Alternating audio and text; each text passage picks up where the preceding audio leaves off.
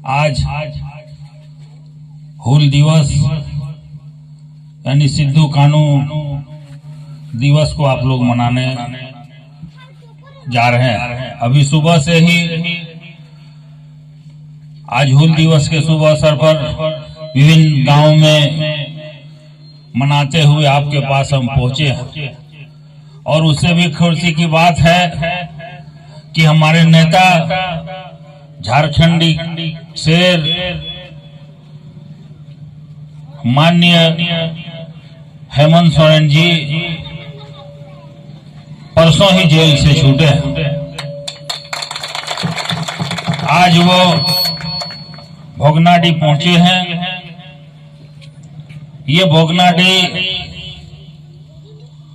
जहां 1855 में हिंदुस्तान में सबसे पहला अंग्रेजों के खिलाफ आवाज बुलंद करने वाले सिद्धू कानू, चांद भैरव, फूलो झानो, 4 भाई और 2 बहन ने सबसे पहले अंग्रेज के खिलाफ लड़ाई लड़ी और उसी का देन है कि फिर भगवान बिरसा मुंडा ने भी यहाँ अंग्रेजों के खिलाफ आंदोलन किए, फिर चलते रहा।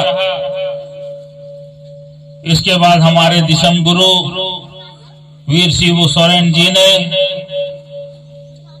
देश आजादी के बाद जब यहाँ सूदखोरों, समानती ताकतें द्वारा आदिवासी, गरीब, पिछड़े को जब परेशान करने लगा,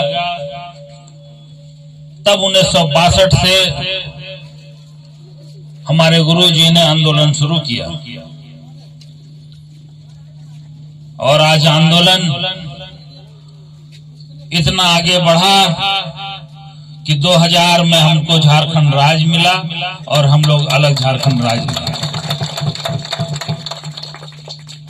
तो इतना आंदोलन का जो कड़ी है, उस कड़ी का जो जड़ है, वो आज ही का दिन हूल दिवस के नाम से जो मनाते हैं, सिद्धू कानू, चांद भैरव, फूलो झानो का ही देन है। और इसी तर्ज पर ही हम लोग को आगे बढ़ना है। गरीब, पिछड़ा, जिनके साथ अन्याय हो रहा है, उसके खिलाफ लड़ने के लिए झारखंड मुक्ति मोर्चा हर वक्त तैयार रहती है। कल आप सुने होंगे माननीय हेमंत सोरेन जी ने, उनसे जब पत्रकार द्वारा पूछा गया कि चुनाव के लिए आप क्या बोलते हैं, तो उनका सीधी जवाब था कि कल चुनाव आप कराइए, परसों बीजेपी को हम सफाया कर देंगे। और यही मिशन लेकर के चलना है। जिस तरह हमारे गुरुजी के बेटे को बीजेपी द्वारा अपमानित किया गया है, इसका चुन के हर विधानसभा में बदला हम लोग को लेना। एक झूठे मुकदमे में आप जब उनका रिलीजिंग ऑर्डर पढ़िएगा तो उसमें किस तरह जज ने ईडी को लथाड़ा है,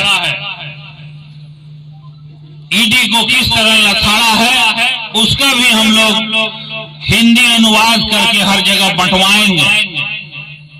लेकिन हमारा शेर कभी झुका नहीं और बीजेपी के साथ मुकाबला करने के लिए तैयार। आज एक आदमी को आज हेमंत और सबों को ये ठानना है कि इस बार अगर कहीं कचड़ा कुछ फंसा हुआ है, उस कचड़े को साफ करना। आज जिस दिन माननीय हेमंत सोरेन जी का रिहाई हो रहा था, मैं भी जेल गेट गया था उनको लाने के लिए।